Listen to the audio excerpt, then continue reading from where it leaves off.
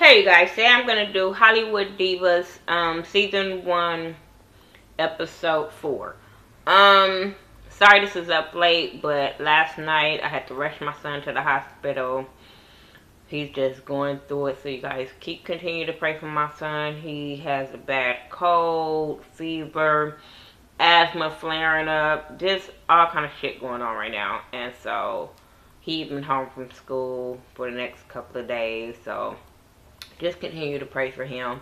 And thanks for everybody for the prayers last night, because it's rough when your kids are sick and they really can't tell you all what's going on. Because my son is 7 and he really can't explain to me and the doctor like everything that's hurting. He just know he's hurt, so it's hard for a parent to watch their child go through that.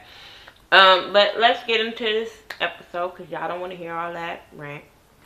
This ain't no rant video. Okay, so we have we had Elise and Golden. They were at Elise's rehearsal for her little assorted flavors performance that she's got coming up. Golden is struggling with the rehearsal.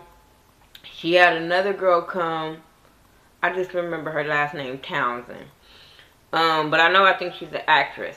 So she ended up coming, and so they start talking about how Paula was taking the, saying how she was taking the credit for the assorted flavors or whatever, and the girl was like, no, it was the Godiva somebody, and they was just being a little shady about how Paula felt about the thing and all this kind of stuff. At least feel some kind of way.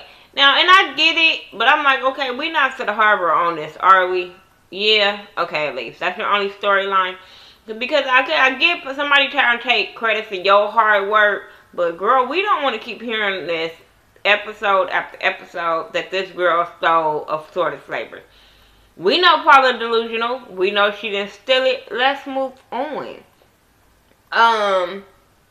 What else they talked about? Who cares? It wasn't important. Paula goes to this big time producer that's produced a lot of movies like Hollywood Shuffle, and I think what did she say? It was some other movie, but I know she said Hollywood, The Husbands of Hollywood, the shit with Kevin Hart. I don't watch that, but yeah, he's a big time producer. So she wants to go pitch her idea to him about 5 women. They were sisters with powers. They're witches, and he's just looking at her like, really? Because he was like, first he was like, let me wrap my head around this. And he still couldn't wrap his head around that. Then he was like, it's not going to go well as far as being 5 sisters, black women. Because it's not going to go well with the black community. Because the black community is a religious community and they're going to think that's demonic. So it's not going to go well. And I get what he is saying. He's looking at it as a business standpoint, making money and stuff like that. Now, we do need something different in the black community, but I get what he's saying, because black people are so judgmental. As much as we go through as our adversities and trying to get over things, black people are some judgmental ass people. So I get what he's saying. So he kind of told her to think of some other shit and come back. At least he didn't say, bitch, your ideas is crazy, no, you can't come back. He told her to come back with some better ideas. Okay. Countess go talk to a therapist, and this was like the best part of the show for me. Countess is like one of my favorite characters on the show, and this was the best part for me because it can teach somebody something out of this. Out of all the cattiness and the shade, Countess seemed like her storyline the only one gonna be positive, and hopefully it have a positive outcome by the end.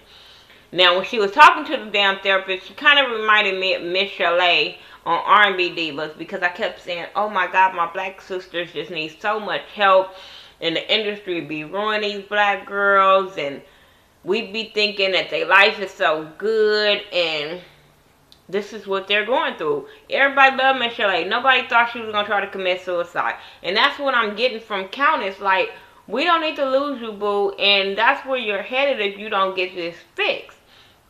So she's telling her about how when she was 7, on 227, somebody who I think it was Jack A. Harry. I don't know. I don't know why I think it was Jack A. Harry. Only because Jack A. Harry or either Regina King, but she said the person was you know, different generations. So the person, whoever it was, made her feel bad, made her feel ugly, and all this kind of stuff. And the only reason why I think it was Jackie Harry, because everybody else wasn't no dime piece on that show. Only Jackie Harry was the dime piece on that show. So, yeah, that's why I think it. If it wasn't her, I apologize, but that's who I think it was. Then she also said, I think when she was doing the Parkers, might have been Moesha, but I know she was like young, and she ended up having a pregnancy, and she had to hide it, and I think she ended up having to get an abortion, because she never said it, but she was hinting to it, how she had to do what she had to do. She had to get an abortion, because so many people were dependent on her, and she was trying to, you know, her career was coming, you know, full speed and stuff like that. So she said she had to do what she had to do. She also was talking about how she hid in the house for 5 years and stuff like that. Like I said, I hope this whole story of going to a therapist, getting things worked out for her, her body image, her mind getting right, I hope it all become positive by the end and stuff like that. She also, let's see what else happened after that. She goes to meet with Alicia and her stylist. Her stylist and her stylist go meet with Alicia and her stylist, and they noticed there was a plus store, so they was cool with that. But when they went in the store, it looked like an old thrift store for frumpy people. Now, I can't even say fat people. No, it was just frumpy people. People that don't really have no style, but this is where we go. I'm just saying. Because them clothes were ugly as fuck. And for at least in her stylist was talking about, oh, that's cute. No, it wasn't. It wasn't ugly, but it wasn't for her age.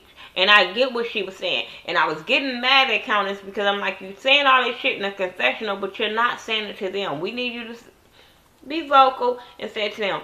I don't know why. I just thought Countess was like Kim Parker, and she's so opposite. And I'm just like, oh my God, we need to get you to the personality of Kim.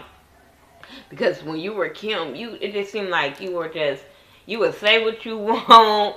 And I know that was a character and stuff like that, but that's what you need to embody, that Kim personality, because I'm telling you, this Countess been playing. I know she says she don't want to play the victim, but that's what we seeing. And I just want her to just give it to these girls and just be her and say what she feel, and not just in the confessionals. So she's feeling some kind of way about them wanting to help her. Okay, cool. Let's hurry up with this video. Paula and her husband go talk to her mom. They all go eat at this place on Crenshaw. Good ass place. If you're ever in LA, go eat to that place. It's good. I always pass by it, then I stopped by me and my mom, and it was good. So anyway, they eating, and the mama just basically don't have no respect for him. And I get it. I'm sorry. I get why her mom don't have respect for him. This motherfucker is disrespectful. And he ain't got no job. Motherfucker, please. But he started going off on her about how she moved into their condo. She was like, my condo? He was like, our condo. She was like, my condo. Paula bought me that condo. So apparently Paula bought her a house, and then they needed to come stay there. And then they made it so he say she made it unbearable where they had to move. And I'm sitting there like, you could have got out.